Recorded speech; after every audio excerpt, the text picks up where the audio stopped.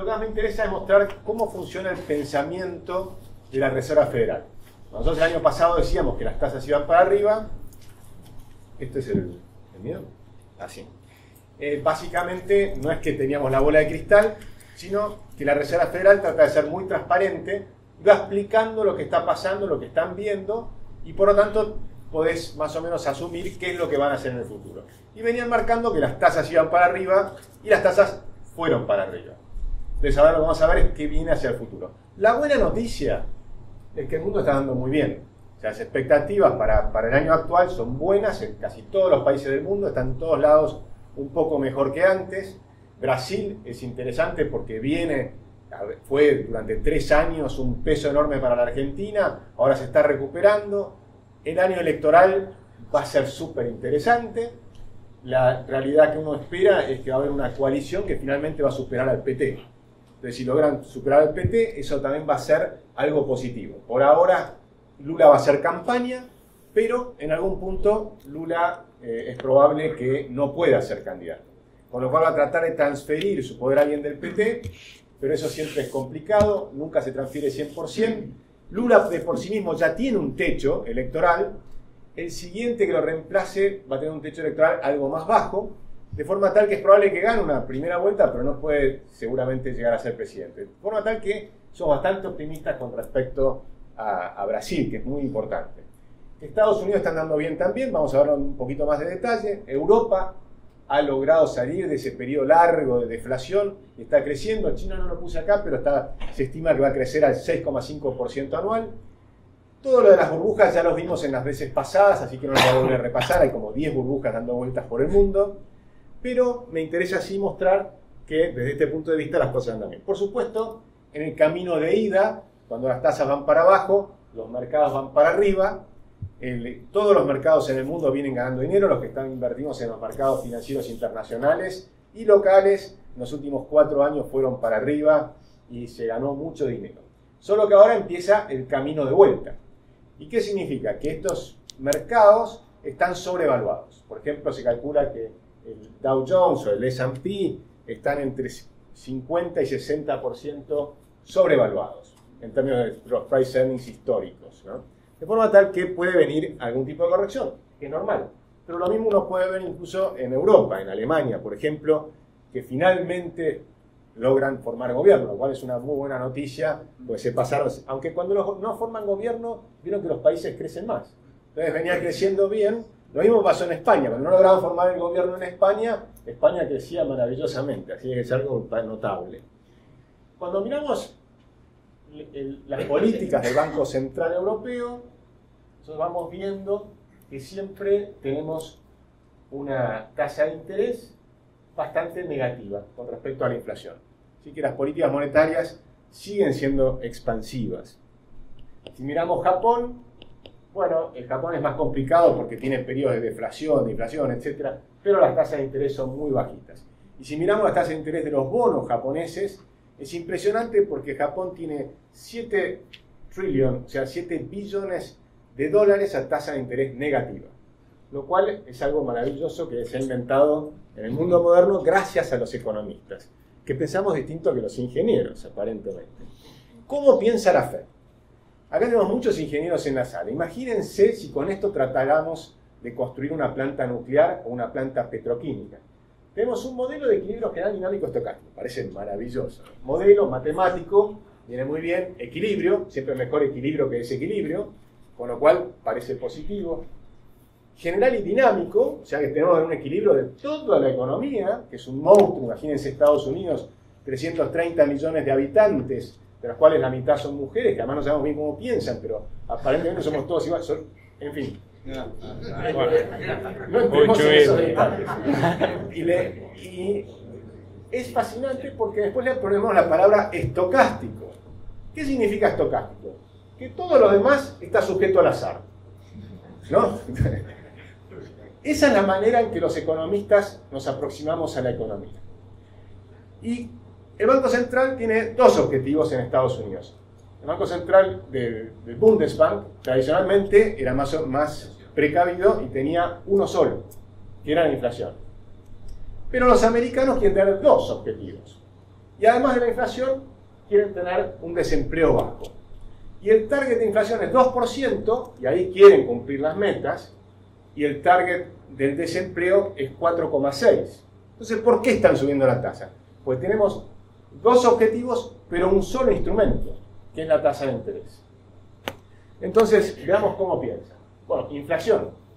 Estamos en 2,11. Es decir, que ya estamos un poquitito arriba del target. Pequeño detalle. No es lo mismo cuando tenés periodos de inflación bajas, como teníamos durante el 2015, que cuando empezás a tener inflación que ya está en el límite, y ahora lo que quieren ver es si esto es extraordinario o si este 2,11 está marcando una tendencia. Cuando vemos que la inflación en el mundo está también empezando a subir, a nivel mundial ya hay la sensación de que hay una tendencia hacia arriba. Un tema que ellos miden mucho es que la inflación del consumidor viene un poquito por debajo, y eso les interesa mucho porque les da un espacio para no estar tan afligidos. Pero cuando miramos el salario por hora, es interesante, pues si miramos en los últimos 10 años, subió 26%, en dólares, ¿no? Estamos en Estados Unidos. Pero el promedio fue 2,3% anual, y ahora estás en 2,6% el último año. Es decir que el mercado laboral en Estados Unidos estuvo muy deprimido mucho tiempo. Para ellos este nivel de aumento de los salarios es lento, se espera mayor. Además, como esto es un promedio, hay sectores de la economía que tienen salarios bajos, que han bajado los salarios, que es el sector que apoyó a Trump, por ejemplo, ¿no? Claramente. Pero cuando entramos al mercado laboral, lo que observamos es que la economía americana, con este crecimiento que tiene, está incorporando empleo. Último dato, 300.000 empleados nuevos en el mes. Cuando está por arriba del 200.000, significa que está bajando el desempleo. Cuando miramos el nivel del desempleo, este gráfico es súper interesante porque están marcadas las recesiones. Ah, no se ven. Es una lástima. Bueno, pues yo se las marco. Cada vez que llegamos al final de la caída del desempleo, hay una recesión, sube el desempleo. Aquí tenemos otra baja, sube el desempleo a partir de la crisis del año 2000. Otra nueva recuperación que fue breve, recuerdan la burbuja. Para salir de la segunda burbuja tuvimos una nueva recesión en la crisis del 2008-2009. Esta fue muy importante, fíjense lo que fue el aumento del desempleo fenomenal. Y aquí tenemos una larga expansión. Y llegamos a 4,1%. Ahora recuerden que la meta era 4,6%, porque ellos miden algo que llaman la tasa natural de desempleo. Y van calculando cuánto sería la tasa de desempleo que no genera inflación. En los cálculos que muestra la Fed es 4,6%. Es decir, que el desempleo está por debajo de la meta y la inflación por arriba de la meta. No hay que ser demasiado, ni siquiera hasta podemos ponernos todos de acuerdo, claramente las tasas van para arriba. Y esa es nuestra preocupación. Nosotros venimos marcando, y lo hemos hablado con gente en el gobierno y demás, acá estamos suponiendo que nunca va a haber un problema, y entonces en las planillitas de Excel todo cierra. Haces una planillita de Excel suponiendo que todo va a andar bien, y entonces te termina cerrando y puedes decir, bueno, de a poquito vamos a ir haciendo las cosas con el gradualismo. Nuestra preocupación con el gradualismo es que primero que hay un componente importante de azar, esa parte de estocástica. Segundo, que si miramos, la sensación es que claramente el camino de ida, el camino fácil, se terminó. Y estamos en el camino de vuelta, en el camino de aumentar las tasas de interés. Y cuando se aumentan las tasas de interés, ¿quiénes tienen más problemas? Fundamentalmente los países más débiles. ¿Y cuáles son los países más débiles del planeta? Turquía y Argentina. Digo, entonces es para empezar a entender cuál es nuestra preocupación, cuál es lo que nosotros queremos transmitir permanentemente en el gobierno, de que es necesario tener esto en cuenta. Porque si no, podés llegar a tener algunos inconvenientes. Mientras tanto, el crecimiento del PBI está andando bien. Cuando empezamos a mirar algunas de las burbujas, recuerden que la burbuja inmobiliaria, que fue la que estalló en el 2007, estos eran los precios que tenían, hoy los precios son superiores. Los precios constantes. Perdón, los precios constantes, por encima de la inflación, ¿no? O sea, por encima de la inflación, los precios inmobiliarios en Estados Unidos ya están arriba del récord anterior. Sin embargo, cabe decir, la Reserva Federal es muy cuidadosa en puntualizar cada uno de estos temas y ellos analizan mucho la oferta y la demanda en ese sector. Y en este momento se están diciendo que no es una burbuja como la anterior, porque en realidad hay mayor demanda que oferta. Había, durante todo el periodo de la caída de precios, de algún modo se había caído la construcción, y con ahora los millennials entrando al mercado, aparentemente hay una fuerte demanda y no hay un sobrante muy importante, de forma tal que no es una burbuja acuciante. Sin embargo, es interesante ver que los precios están allí. Hasta acá venía todo bien, pero ahora apareció Trump, ¿no? Con lo cual, lo que estaba haciendo la Reserva Federal era gradualmente, un modelo muy gradual, empezar a subir muy lentamente las tasas de interés. Pero ahora apareció Trump y acá tienes dos componentes. Uno, lo que está haciendo en términos de la economía, y segundo, un tema político. Pues finalmente, todos hacemos política, y la Reserva Federal también.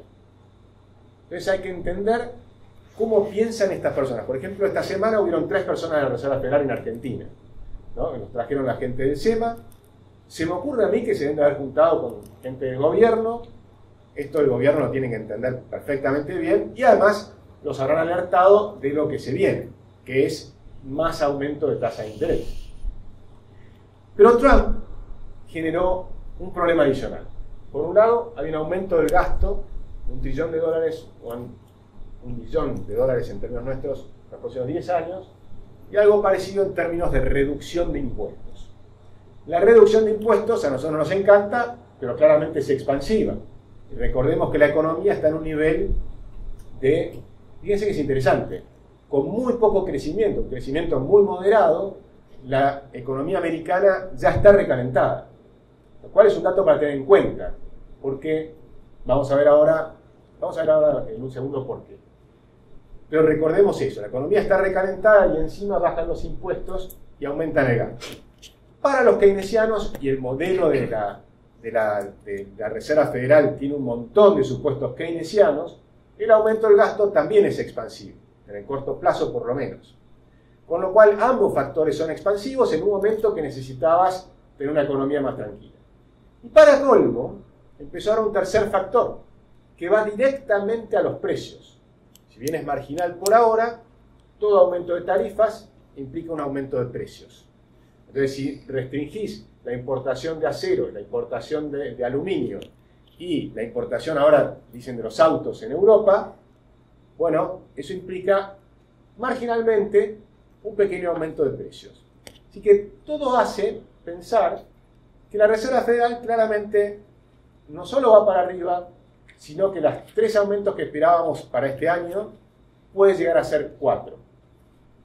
Si son 4, eso no está todavía incorporado en las expectativas del mercado. Los primeros 3 sí.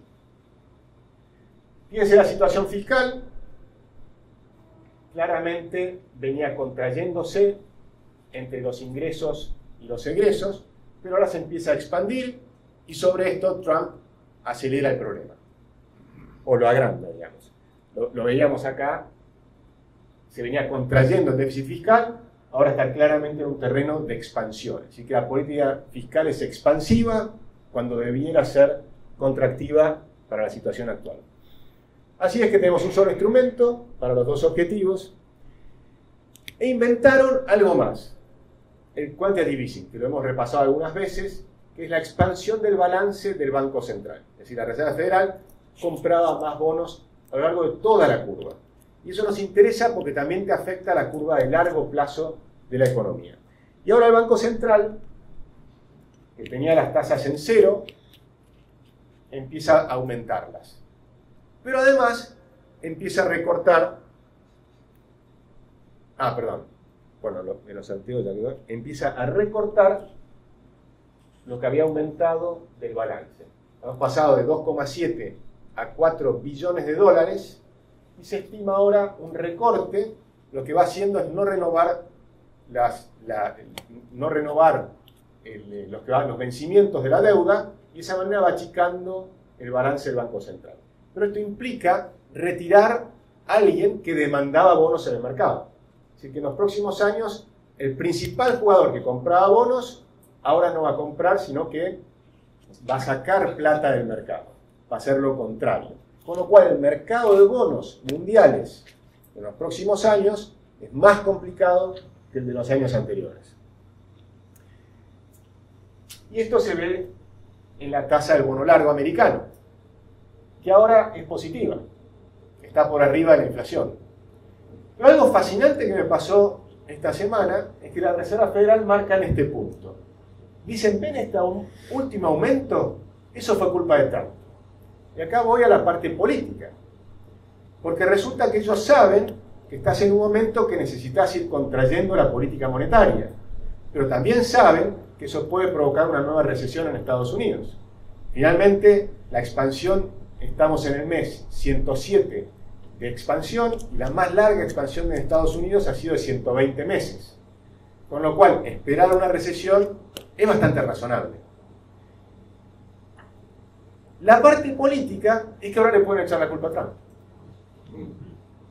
Entonces es otra sensación más para decir, bueno, si ellos le pifian de alguna manera a la Reserva Federal y entramos en recesión en Estados Unidos, tienen a quien echarle la culpa.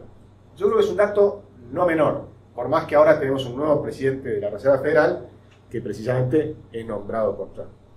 Bueno, se me acabó el tiempo, pero simplemente quiero mostrarles el impacto sobre Argentina. Tuvimos en febrero, el 5 de febrero, un aumento muy fuerte, pero muy cortito, de la volatilidad de los mercados. ¿Se acuerdan? Venía mostrando cómo venía cayendo mucho, y tuvimos un salto. En 2 días pasó de 10 a 37, la volatilidad del mercado. El impacto sobre los países emergentes, sobre los mercados emergentes en general, fue notable. Claramente sufrimos un impacto. Si miramos el riesgo país de los países emergentes, tuvimos un salto en el 2017 y este es el salto en febrero de este año. Sin embargo, cuando miramos los mercados emergentes sumados, agregados, observamos que en realidad estamos en los mismos niveles que teníamos antes de riesgo país, pero no Argentina. Y ese es nuestro problema. Nosotros habíamos alertado que es probable que cuando viene un cimbronazo de afuera, algunos países sufren más que otros. Y fíjense que la brecha entre los emergentes y Argentina, que se venía contrayendo, camino de ida, nuevo gobierno, buenas expectativas, entramos al mercado internacional, todas las cosas positivas que mostró Manuel, bueno, esta brecha se venía recortando, con lo cual el impacto en el déficit financiero del gobierno se iba achicando. Claro, por el otro lado aumentaba la deuda, o sea que venía aumentando por otras razones, pero con respecto a la tasa de interés, venía cayendo la tasa de interés americana y además se contraía el riesgo de la Argentina. Y también se contraía el riesgo emergente durante un tiempo. Pero ya no. Ahora, de hace 6 meses que aumenta el riesgo. Por supuesto, el pico se recorta, pero si sacamos los picos, lo que observamos es que la brecha se está aumentando. El riesgo país de la Argentina ya no está estable, sino que está creciendo. Entonces tenemos las tasas para arriba del mundo y como mínimo se frenó el recorte del riesgo país. Yo creo que ahora en el próximo mes puede ser que se recorte un poco más todavía, ¿no? Así que ahora podemos tener un par de meses positivos. Y resumiendo, porque se me acabó el tiempo, lo que estamos viendo es, Argentina tiene algunas complicaciones. Estamos en un camino de cornisa hasta llegar a las elecciones. Se eligió este tema porque se eligió el gradualismo, ahora estamos aquí, hay que bailar con esto. Probablemente no se van a poder hacer grandes reformas hasta las elecciones, pero creemos que sí es importante que toda la clase dirigente de la Argentina reconozca el problema. Si las elecciones fueran hoy, yo creo que gana cómodo Cambiemos, es decir, que ganaría Macri nuevamente. Creo que están trabajando muy bien en el tema político y cómo están gastando el dinero. Básicamente lo están gastando en la provincia de Buenos Aires, que siguen apretando a la clase media, aumentando los impuestos, pero están gastando mucho en todo el conurbano bonaerense y fundamentalmente en La Matanza. Entonces el voto en La Matanza creo que puede dar una sorpresa. Y además se están haciendo con una comunicación extraordinaria. La gente dice que el gobierno comunica mal. Yo creo que comunican muy bien, pero de una manera distinta a la que estamos acostumbrados. Comunican, por ejemplo, por Facebook y con los trimbrazos. En La Matanza, Facebook tiene una gran ventaja. Te muestran la obra de tu barrio. Entonces a cada persona le muestran la obra de su barrio. Le muestran cuántas horas menos está, y lo viven. Los que están en La Matanza tienen una hora menos de tráfico para llegar a su trabajo y otra hora de vuelta. O sea, les han ganado 2 horas por día. Eso es inmenso. Entonces imagínense los impactos que están teniendo y ellos saben muy bien cómo comunicarlos en esos sectores. De forma tal que la parte política yo creo que es lo que mejor están manejando.